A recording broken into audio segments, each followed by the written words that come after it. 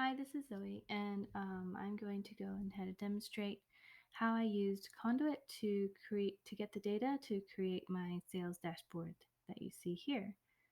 So here I have 3 pages with all of our sales data. So first I went over to Conduit and I signed in, and then I can see that there is a lot of data here. I see over 10 data sets, over 50 tables, and over 600 columns. So I want to do a dashboard on internet sales. So I'm going to over here and search for internet sales.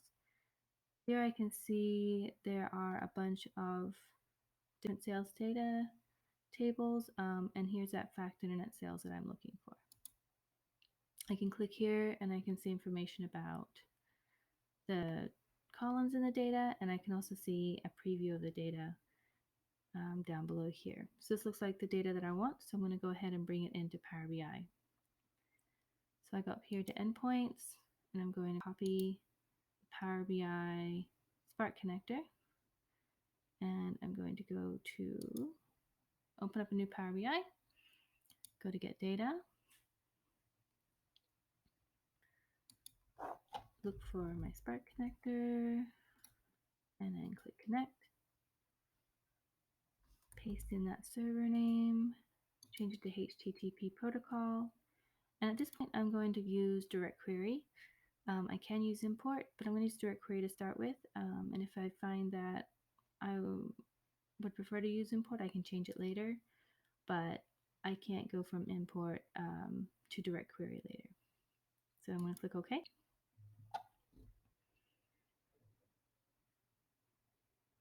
Now I can see I'm connected to Conduit, and I can see all those tables that I could see up on the web browser. So I'm going to look again for the internet sales. Here it is. You can see the data again, and I can hit transform data to go into the Power BI Power Query window. First off, I'm going to rename this to internet sales. And I'm going to come in here and I'm going to check to see what are the tables I need to bring in for this data. So here I can see there's a currency key, customer key, and what else can I see? There's a date key, but I'm going to create my own date table, so I'm not going to bring that one in. And it looks like there's a promotion key and sales territory key as well. So for each one of these tables, I can, in Power BI, I can just simply duplicate this. And we can say this one's going to be customer. I can click with the Power Query, it keeps all the steps, so I can just kind of redo the last step I did. And I can bring in the customer table. And I'll continue to do this for each one of the tables I want to bring in, or maybe I'll get to import and then I realize there's a table that I actually need to go back and get, and I can just come back here and add it in. And there's the currency table. Okay, so I'll continue to do this to get all the data that I need, and then I'll hit close and apply to bring it into Power BI. Now I've already done that step, so I'm going to go over and show the model with all the tables that I did bring in. Here I did bring in internet sales, currency, the sales territory, the promotion information, customer, and the customer had a geography table attached to it, and also our product information. And we had product, subcategory, and category. I did create my own date table over here, and I also created another table to be able to switch between fiscal calendars and regular calendars. For these ones, they're just DAX tables.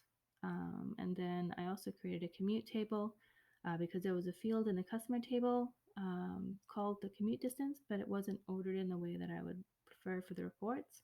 So I just broke it out in a DAX query and then resorted the column that way.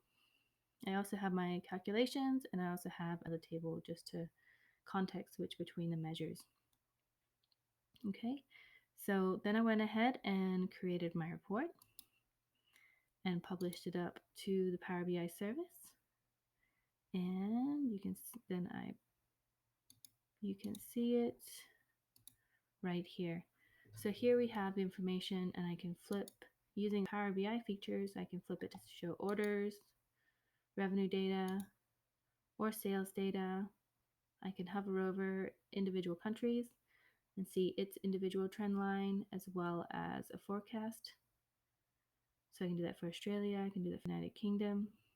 And over here I have that commute distance, and here's that ordering I wanted to get by breaking it into a different table.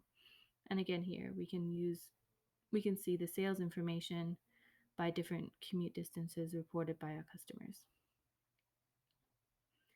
Here we can also see we have this nice spike up here, and we can see that we also brought in accessories and clothing in 2013.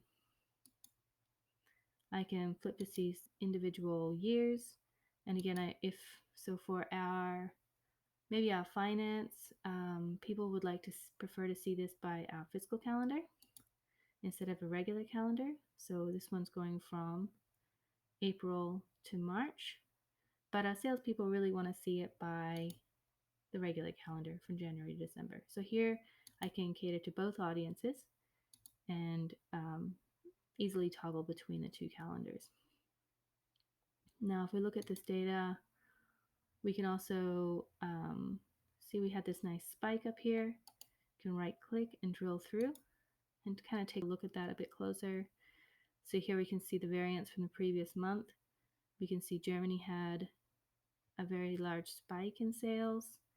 And we can see most of our areas actually had better sales than the month previous, except for Australia, where we actually had a negative sales variance. And we can also see what that looks like in our product line as well. So it looks like all of them performed well in this month and compared to last month. Now I can go back to the overview here. I can also go ahead and take a look at this data by our customer geographies. Here we can see a map of each country showing which regions that we had. So this is looking at sales data, so high sales volume versus maybe less sales volume. And I can also see across all the different countries what our average per month was. So we can kind of really see quite quickly which countries were over that average and which countries were under those averages. And again, here, if we see a spike or a drop, we can drill through and see that revenue percentage of sales. Now you can see, United Kingdom, which different sales, which different products were kind of impacting on those changes we saw in that spike in the line chart. That is the report that I've created, and it was very easy for me to do, to go find the data over in Conduit, bring it into Power BI, and then do what Power BI does best. Thank you so much.